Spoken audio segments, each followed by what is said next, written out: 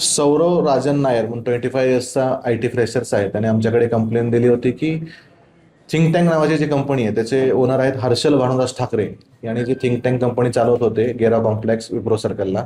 तर त्या ठिकाणी त्यांनी अचानक कंपनी बंद केलेली आहे आणि त्यांचा 2 ते 3 महिन्याचा जो स्टायफंड दिला जात होता तो स्टायफंड त्यांना बंद झालेला आहे. आणि लॅपटॉप डिपॉझिट म्हणून त्यांनी स्वीकारले होते 15,000 रुपये पर हेड. बऱ्याच जणांचं लॅपटॉप डिपॉझिट स्वीकारलं, त्यांना लॅपटॉप पण दिले नाहीत आणि डिपॉझिट परतही दिलं नाही आणि त्यासोबत त्यांचा स्टायफंड म्हणजे पगार त्यांना दिलेला नाही अशी कंप्लेंट प्राप्त होती.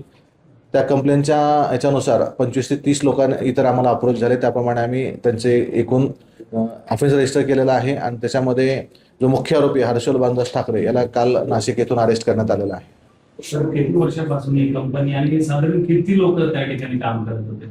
आता त्याचे तपास सुरू आहे. प्रायमरी आम्हाला 22 ते 25 मध्ये त्यांचं रिसर्च अँड डेव्हलपमेंट सुरू होतं असं स्पष्टीकरण देत आहेत आणि 25 पासून ह्या लोकांना त्यांनी त्या ठिकाणी कामासाठी घेतलं होतं आणि त्यांना काही प्रशिक्षण आणि इतर काम त्यांच्याकडून करून घेत होतं आणि त्याचा पेमेंट किंवा स्टायफंड त्यांना दिलेला नाही अशी तक्रार आहे आपल्याकडे.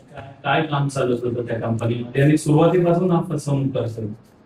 नाही, आतापर्यंत तर आमच्याकडे कुठल्या कंप्लेंट प्राप्त नव्हत्या. या मागील 15-20 दिवसात ह्या कंप्लेंट 25 ते 30 लोकांचे आमच्याकडे स्टेटमेंट आलेले होते.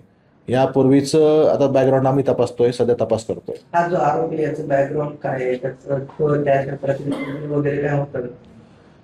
सध्या प्रायमरी इन्क्वायरी सुरू आहे आमची. तर प्रायमरी इन्क्वायरीमध्ये त्याच्याकडे कुठलाही असा काही मोठा प्रोजेक्ट नाही की तो 100-200 मुलांना रोजगार देऊ शकतो. असा कुठलाही प्रोजेक्ट किंवा त्याच्याकडे कुठलाही असं सॉफ्टवेअर डेव्हलप केलेलं आहे, मार्केटमध्ये सेल केलेला आहे, त्यातून उत्पन्नाचा सोर्स आहे असं काही दिसून येत नाहीये. तर त्याचा तो सविस्तर तपास आम्ही करत आहे. आरोपी तसा IT इंजिनियर्स आहे, उच्च शिक्षित आहे.